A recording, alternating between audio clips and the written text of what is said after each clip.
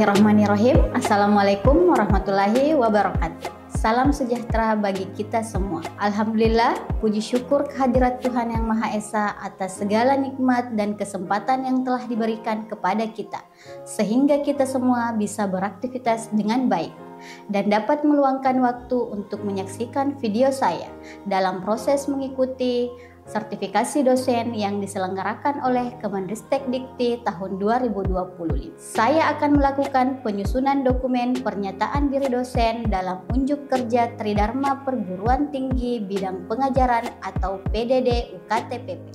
Perkenalkan, saya Insinyur Humaira Anissa STMT sebagai salah satu dosen tetap di program studi Teknik Sipil Universitas Lamapa Poleondro.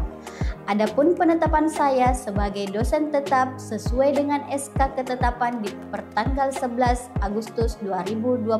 Saya mengajarkan beberapa mata kuliah yang berhubungan dengan perencanaan dan pembangunan. Salah satunya yaitu mata kuliah Teknologi Bahan Konstruksi dan beberapa mata kuliah non-praktikum atau teori. Dan tentunya sesuai dengan kompetensi bidang ilmu saya di jenjang strata S1 yaitu transportasi. Selanjutnya, saya akan mendeskripsikan tentang Delivery, Interaction, and Assessment atau DIA dari mata kuliah yang saya ampuh. Adapun mata kuliah yang saya pilih pada kesempatan ini adalah mata kuliah Teknologi Bahan Konstruksi. Pertama-tama, tentang rencana pembelajaran semester atau RPS untuk mata kuliah Teknologi Bahan Konstruksi dengan kode MK TS 3063 dengan bobot 3 SKS. Selanjutnya, deskripsi mata kuliah ini yaitu mata kuliah ini mempelajari tentang sejarah perkembangan teknologi bahan-bahan konstruksi dan spesifikasi bahan-bahan konstruksi hingga karakteristik dan spesifikasi bahan-bahan konstruksi. Bahan ajar ini sebagian dari hasil rekognisi penelitian dengan judul analisis karakteristik pengembangan swelling pada tanah lempung dengan stabilitas hasil olahan limbah marmer Kabupaten Maros yang diterbitkan di Jurnal Teknik Sipil Universitas Lamapa Poleondro. Untuk capaian pembelajaran dengan memasukkan unsur sikap, keterampilan umum, keterampilan khusus, serta pengetahuan yang sesuai dengan pembelajaran mata kuliah yang akan dicapai. Sementara CPMK yang ditetapkan ada sebanyak 7 poin, yaitu 1. Mampu memahami dan menjelaskan sejarah perkembangan bahan-bahan konstruksi. Yang kedua, mampu memahami dan menjelaskan kayu sebagai bahan konstruksi serta mengenal karakteristik dan spesifikasi kayu. Yang ketiga, mampu memahami dan menjelaskan semen sebagai bahan konstruksi serta mengenal karakteristik dan spesifikasi semen. Yang keempat, mampu memahami dan menjelaskan agregat sebagai bahan konstruksi serta mengenal karakteristik dan spesifikasi agregat. Yang kelima, mampu memahami dan menjelaskan teknologi beton, perencanaan campuran, parameter desain, uji kuat beton, elastisitas, durabilitas, dan susut beton. Yang keenam, mampu memahami dan menjelaskan baja sebagai bahan konstruksi serta mengenal proses pembuatan, karakteristik, dan spesifikasi baja. Yang ketujuh, mampu memahami dan menjelaskan teknologi konstruksi ringan, beton ringan, baja ringan, dan hasil produksi ringan lainnya. Selanjutnya, saya akan menjelaskan terkait metode pembelajaran seperti yang saya sebutkan tadi, yaitu DIA, Delivery, Interaction, and Assessment. Yang pertama, delivery. Nah, delivery ini adalah proses transfer ilmu pengetahuan kepada mahasiswa. Nah, pada pertemuan pertama, secara umum pertemuan saya awali dengan salam pembuka. Dalam setiap pertemuan, saya selalu mengingatkan untuk mengimplementasikan visi misi prodi yang mendorong mahasiswa untuk mendukung perwujudan visi misi menjadi program yang unggul dan menghasilkan SDM yang profesional. Nah, pada setiap pertemuan saya menggunakan media PowerPoint untuk menyampaikan uraian materi dengan alat bantu LCD. serta pengenalan mata kuliah teknologi bahan konstruksi, baik dari karakteristik, penggunaan, pengujian, dan peran penting teknologi dalam konstruksi.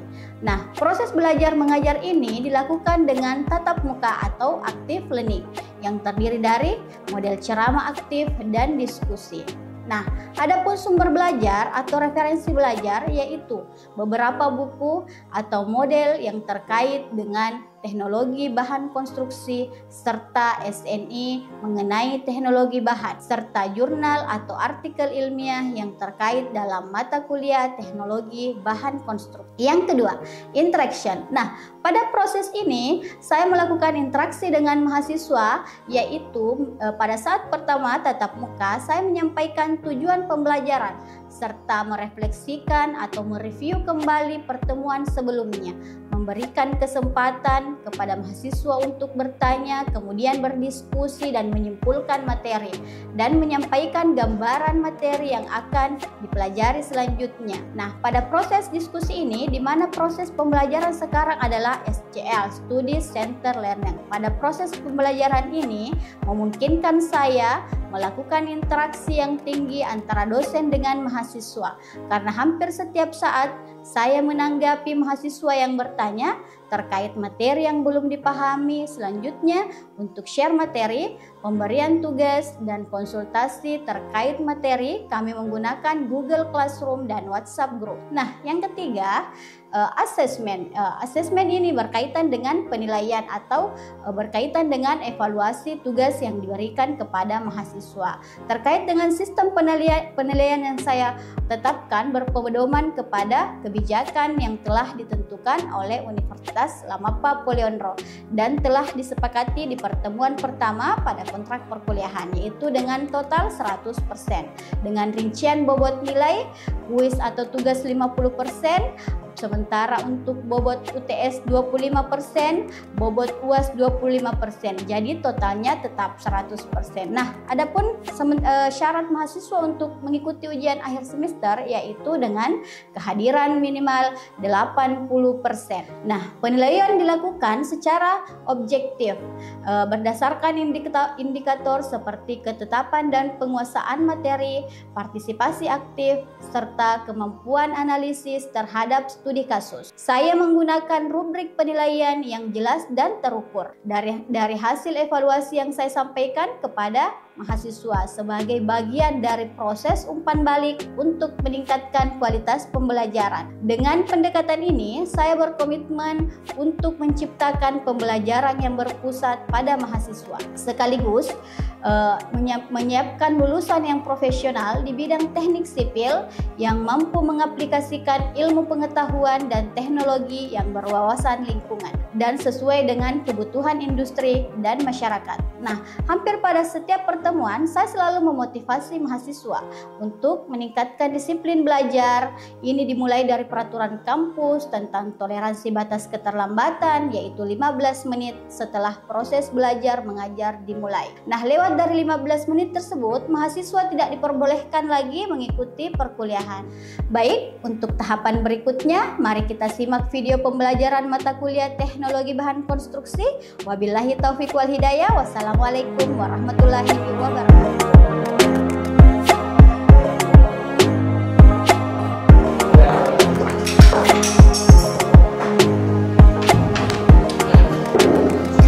Baik, selamat pagi semuanya. Bismillahirrahmanirrahim. Assalamualaikum warahmatullahi wabarakatuh. Puji syukur kehadirat Allah Subhanahu wa taala karena kita diberikan kesempatan untuk berkumpul di ruangan kelas ini. Tak lupa pula kita panjatkan salam dan salawat kepada junjungan Nabiullah sallallahu alaihi wasallam karena telah memberikan kita alam pencerahan dari alam yang gelap gulita. Apa kabar semua teman-teman? Baik-baik semuanya? Oke, senang sekali ya kita bisa berjumpa lagi dalam rangka melanjutkan perkuliahan hari ini. Oleh karena itu, sebelum kita melanjutkan perkuliahan hari ini, ada baiknya kita berdoa ya. Doanya masing-masing saja, oke? Oke, doa dimulai.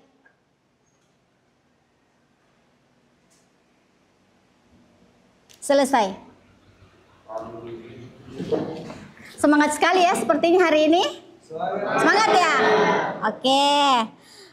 Jadi sebelum kita melanjutkan materi sebelumnya, kira-kira ada yang ingat materi yang kemarin apa? Entah apa? Semen ya. Oke. Kalau semen itu kira-kira digunakan untuk apa? Kira-kira bagaimana? Sebagai bahan material. Apa? Sebagai bahan material. Sebagai bahan material. Kalau semen dicampur apa? Semen tambah air namanya apa? Pasta. Pasta ya. Oke, yang lain ada yang bisa yang lain jelaskan semen itu adalah? Oke, coba Syarul Syam. Assalamualaikum warahmatullahi wabarakatuh. Waalaikumsalam warahmatullahi wabarakatuh. Dari materi sebelumnya itu semen adalah bahan perekat hidrolik yang jika dicampur dengan air akan mengeras dan mengikat barang lain seperti pasir dan kerikil.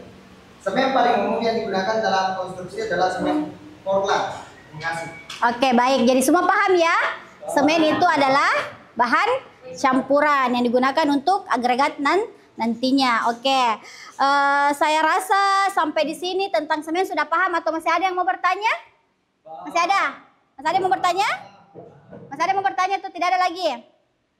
Tidak ada? Oke. Nah, oke, baik teman-teman. Setelah kita mengevaluasi tentang materi sebelumnya, saya rasa semua sudah paham ya. Nah, untuk kesempatan ini kita akan melanjutkan materi yang akan Ibu bahas, yaitu tentang agregat. Agregat sebagai bahan konstruksi. Nah, adapun karakteristik dan spesifikasi agregat. Nah, lanjut. Nah, adapun subpokok pembahasan dalam materi ini ada beberapa yang harus diketahui ya.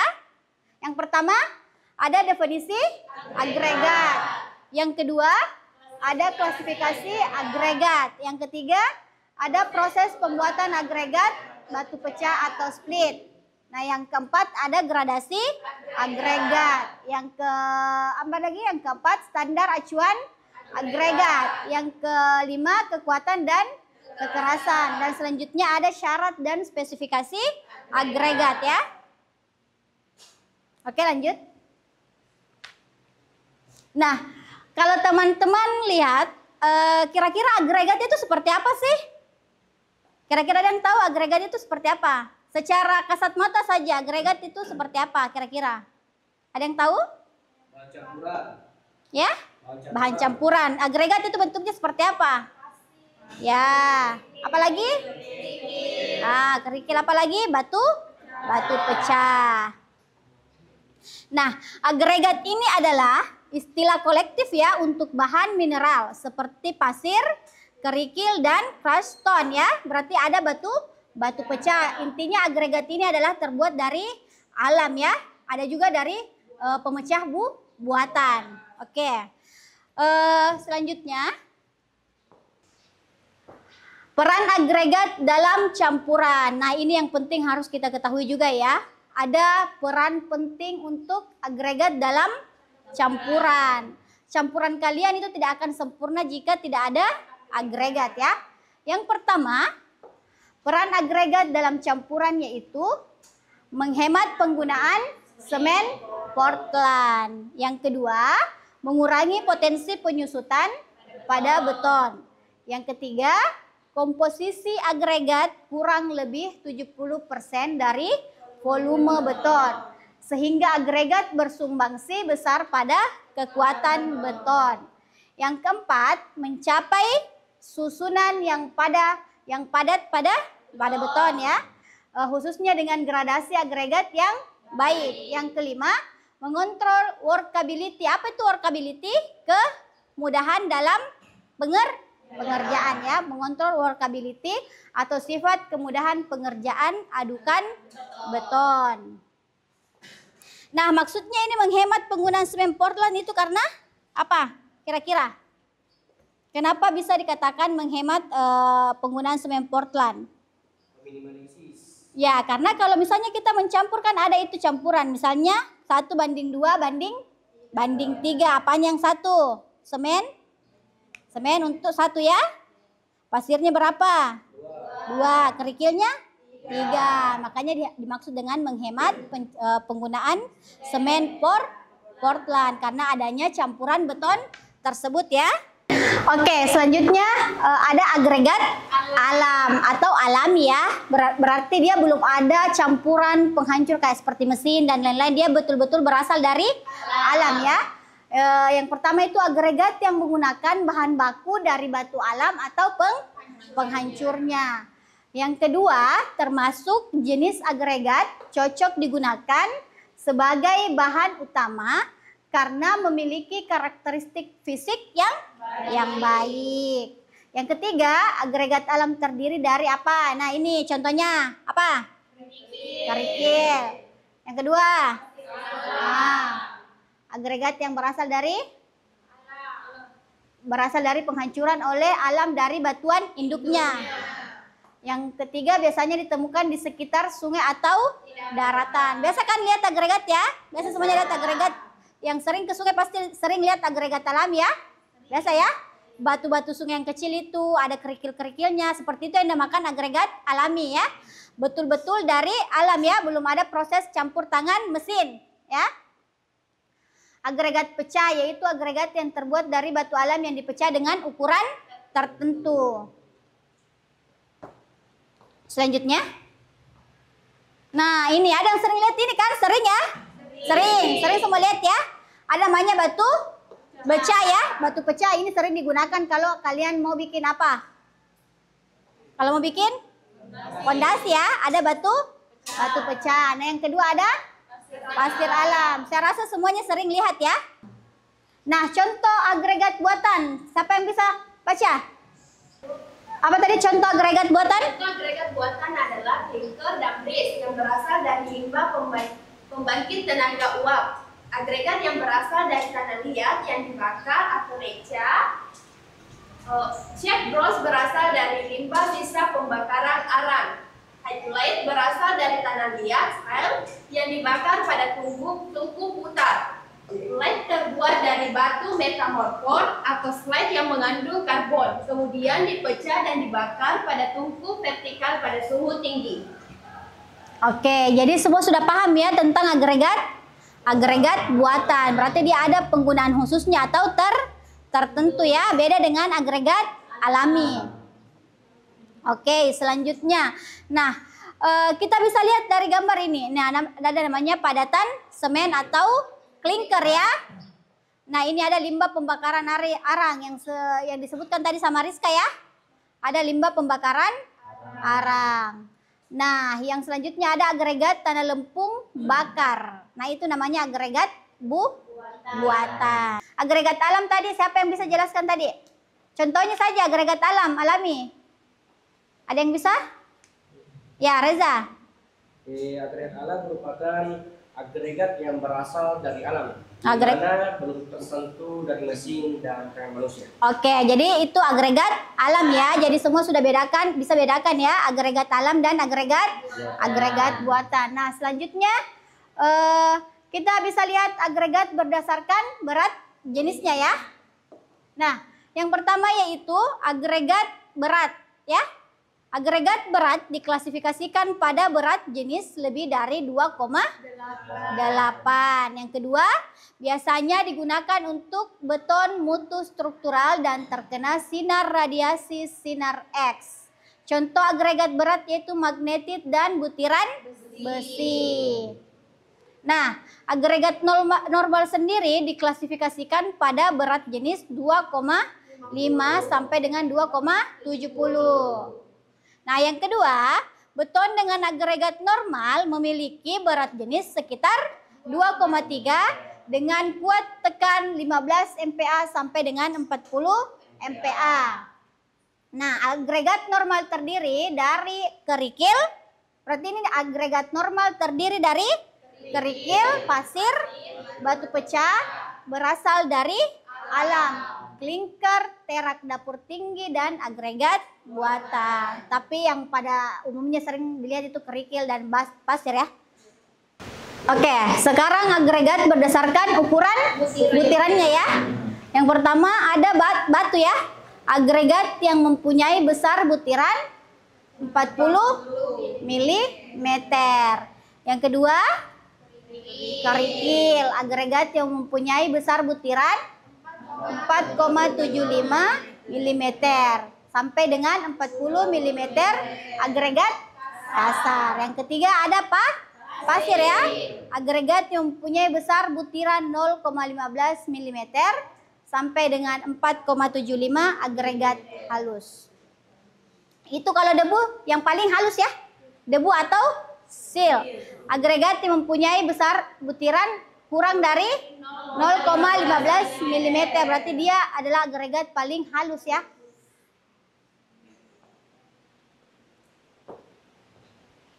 Nah ini ada menurut Bina Marga ya. Ada yang bisa bacakan? Coba Rizka bacakan. Menurut Bina Marga 2002, pembagian agregat berdasarkan ukuran butir. 1. Agregat kasar adalah agregat dengan ukuran butir lebih besar dari 4,75 mm, tertahan saringan nomor 4. 2.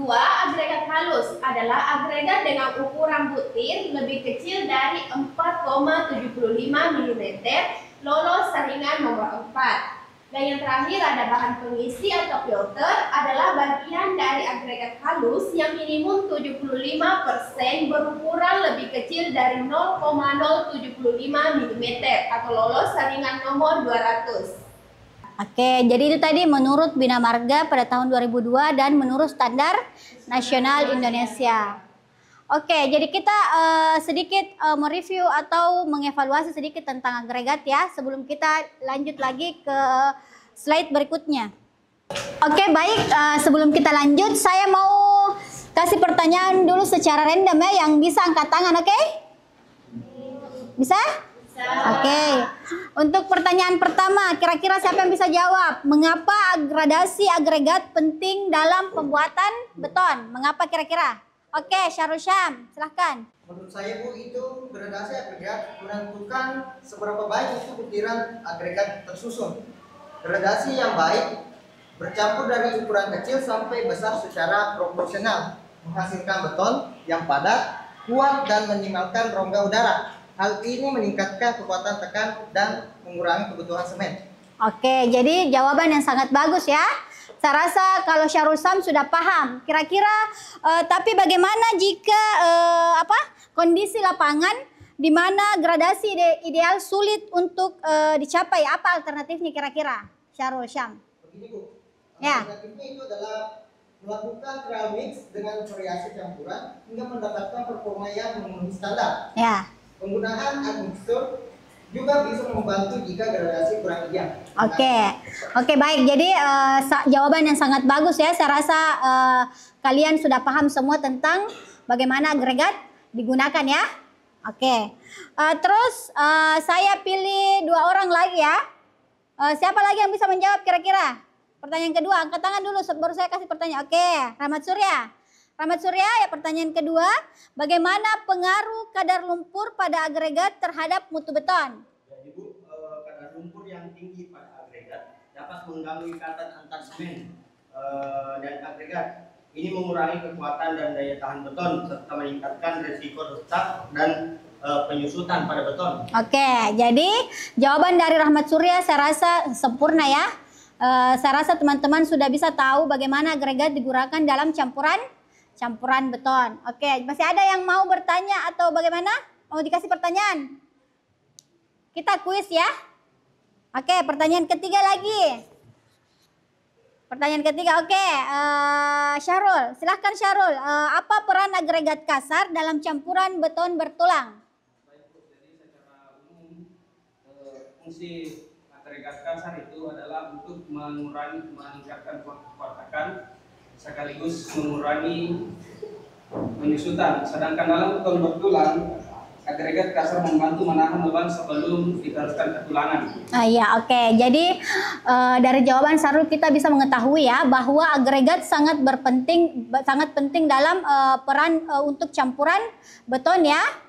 Jadi kalau tidak ada agregatnya tidak sempurna campuran itu ya, tidak bisa sempurna ya. Oke. Selanjutnya yaitu agregat menurut bentuknya ya. Yang pertama menurut British Standard 812 pada tahun 1975.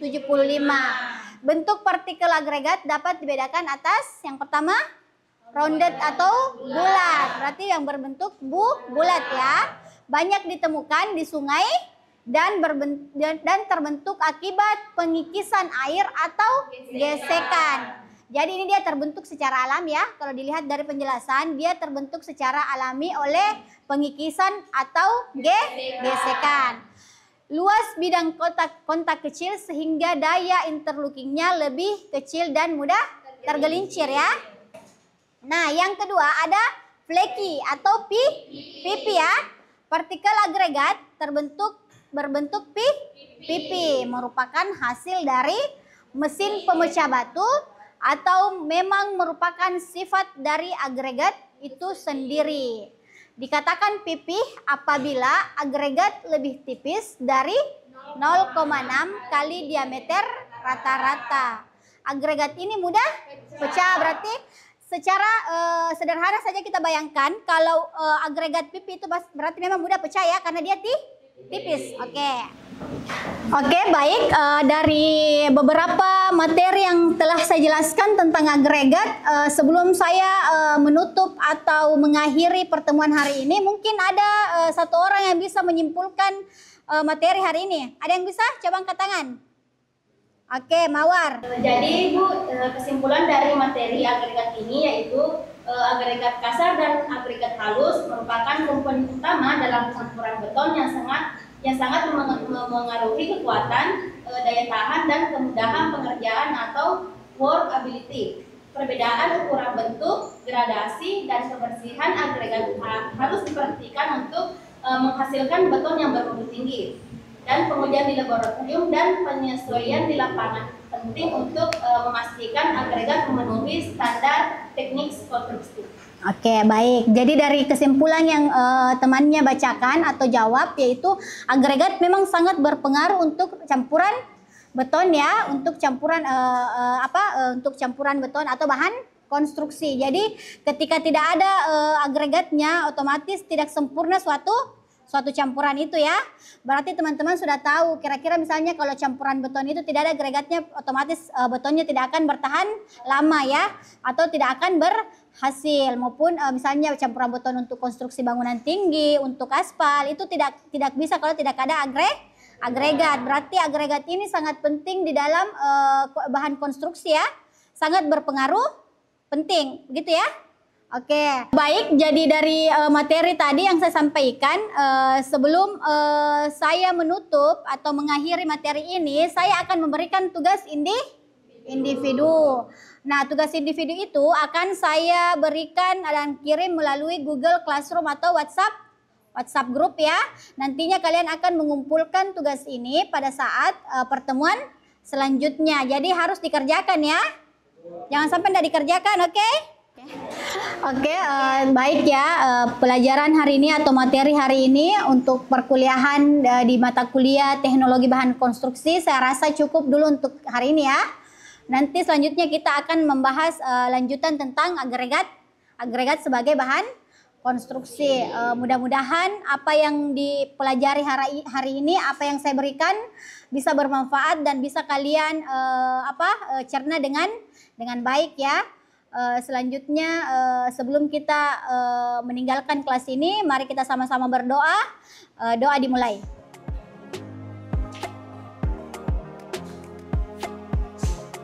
Selesai. Wabillahi taufiq wal hidayah. Wassalamualaikum warahmatullahi wabarakatuh.